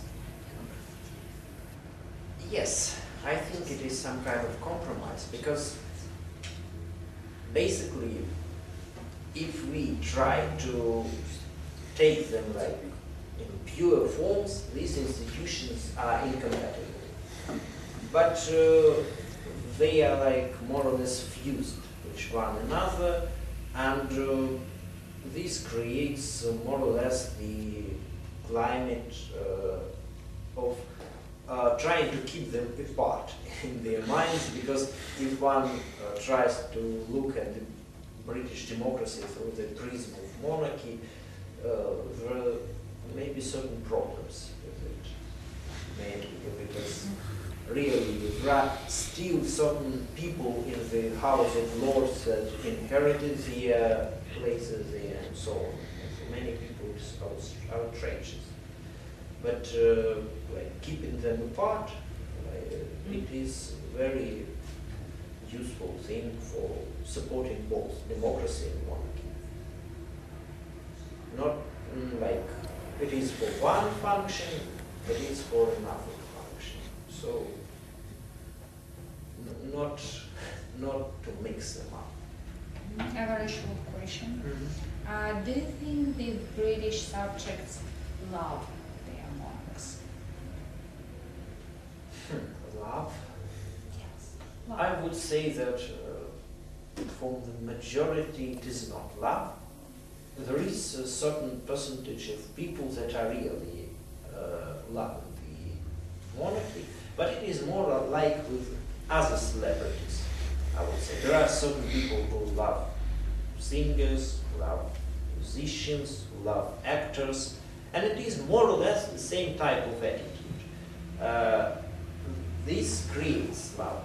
But if you talk about political aspect, I wouldn't say that there is any love. I would say that for certain percentage of people, it is more or less more a pragmatic attitude, that we trust monarchy more than politicians. You've seen that the leader of opposition and the prime minister combined have lower trust in the Queen. Yes. Can I comment that? I think they love the Queen and her family. Like my British friends invited me to celebrate the Jubilee of the Queen, and they celebrated better than they celebrated their own birthdays.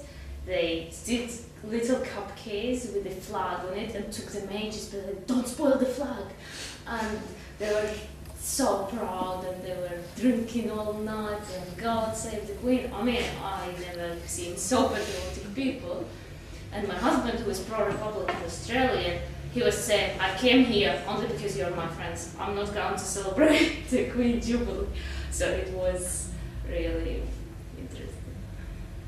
Frankly speaking, I agree with Marianna on that point, that they do love their Queen. I would like to congratulate you on the on the event of finishing our scientific conference. I would say this experience of having a speech in English must be very positive and interesting for everybody of the people who are present, because not for everybody it is possible to make such speeches so often. And I would like to thank, to express my gratitude, first of all, to the teacher, Yuriivna, who made this thing possible, not meaning on the organization, but meaning that we actually can speak English here, and to everybody present, those people who made their speeches, that person who didn't make any speeches, but was respectably silent. Anyway, I'm glad that we have held this event. Thank you. Thank you, Yaroslav, for being the chairman here today. Thank you, Margarita.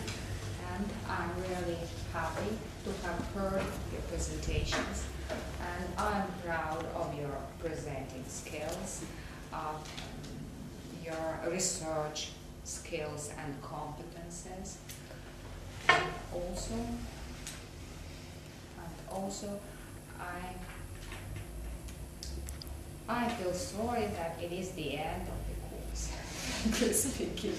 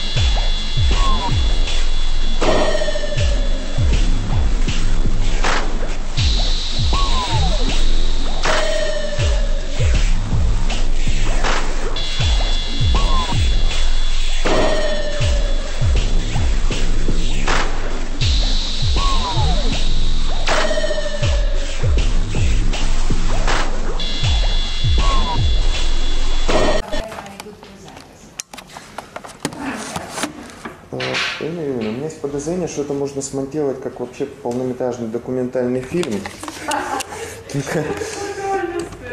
Ну, художественный не получится, если не считать того, что в 80% кадров есть Ярослав,